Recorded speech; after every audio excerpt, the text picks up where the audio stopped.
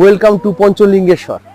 ভারতবর্ষে যতগুলো শিবের ধাম আছে না, সব থেকে ইউনিক, কারণ এখানে পঞ্চলিঙ্গ একসাথে বিরাজমান, যেটাকে দেখা যায় না কিন্তু ছুঁয়ে অনুভব করা যায়। কারণ এটা কিন্তু আমাদের ওয়াটারফল অর্থাৎ ঝর্ণার নিচে। 300 সিঁড়ি আছে এখানে, 300 সিঁড়ি ক্রস করে আবার যেতে হবে। স্টেপগুলো ঠিক আছে। চলো, আধা ঘন্টার উপরে হয়ে গেছে আমরা লাইনে দাঁড়িয়ে, এখনো হাফও আসিনি। প্রায় চলে এসেছি বাবার কাছে, প্রায় প্রায় প্রায়। এই যে ব্যানারটা রয়েছে, ব্যানারের পিছনেই কিন্তু পঞ্চলিঙ্গেশ্বর।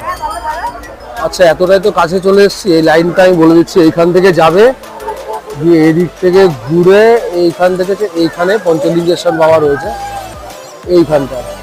কিন্তু সেটা তোলা যাবে না, কারণ সব কিছু একটা সিস্টেম আছে, তো এখানে লেখা রয়েছে ডোন্ট টেক ফটো।